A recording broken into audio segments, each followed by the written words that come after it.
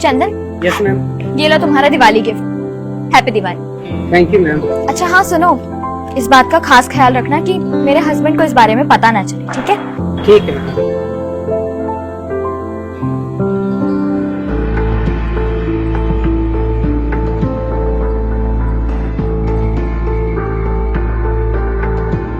विक्रांत, जी ma'am साहब। Happy Diwali. Happy Diwali ma'am साहब। ये लो तुम्हारा दिवाली गिफ्ट। और हाँ, इस बात का खास ख्याल रखना कि तुम्हारे साहब को इस सब के बारे में कुछ ना पता चले। ठीक है मैम साहब।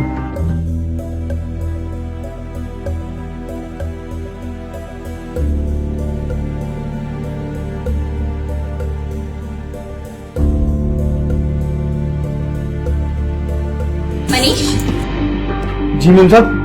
हैप्पी दिवाली। ये लो तुम्हारा Diwali gift. Happy Diwali ma'am साहब। लेकिन हाँ, इस बात का ध्यान रखना कि तुम्हारे साहब को इस बारे में पता ना चले, ठीक है?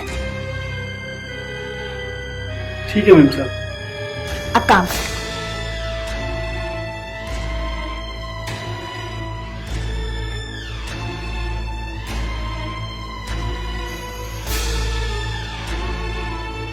अरे सना, तुम तो शॉपिंग पे गई थी, इतनी जल्दी कैसे आ गई? करण, मैं शॉपिंग पर नहीं गई थी। क्यों?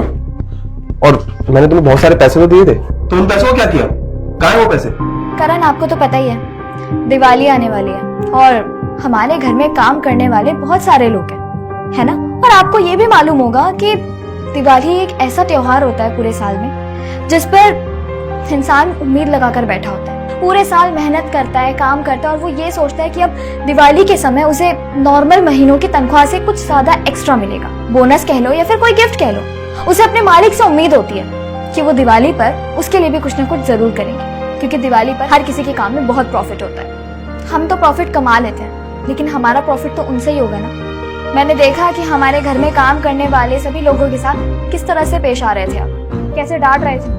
सर 1 तारीख आने वाली है तो हमने सोचा कि आप हमें पहले ही बोनस दे दें। देखो भाई, तुम तीनों की सैलरी तुम्हें 10 तारीख को ही मिलेगी, और ये दिवाली का ना टंटा करना छोड़ दो, जाओ अपना काम करो।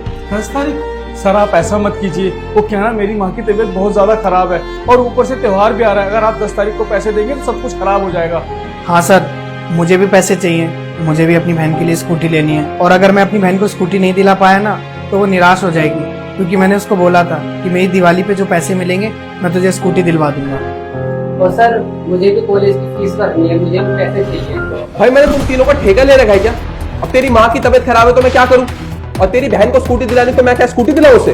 और तू, तेरे फ्यूचर का खर्चा मैंने उठा रखा है। देखो तुम्हें कोई पैसे नहीं मिलेंगे और तुम्हारी सैलरी तुम्हें 10 तारीख को मिलेगी। और ये क्या दिवाली लगा रखा है? दिवाली आती नहीं, पागल हो जाते सब, कोई बोनस नहीं मिलेगा। जाओ अपना काम करो। दिवाली नहीं आती, पागल हो जाते सारे, जाओ।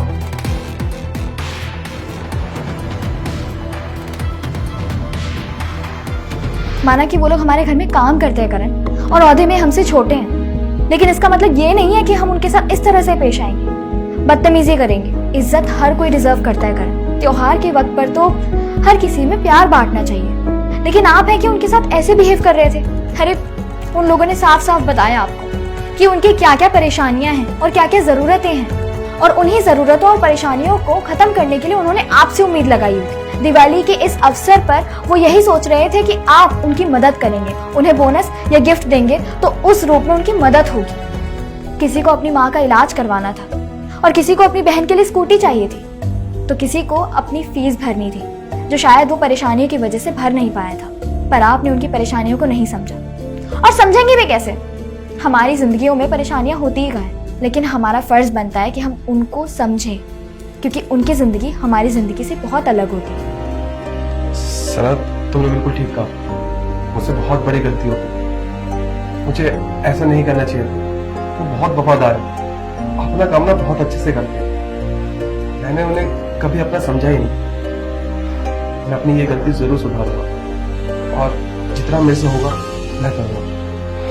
I'm sorry। मुझसे सॉरी मत करो, बस जो गलती की है इसको कभी दोबारा दोहराइएगा।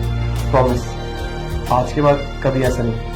ये अच्छी बात है। आप बैठो, मैं खाना लगाती हूँ। ठीक।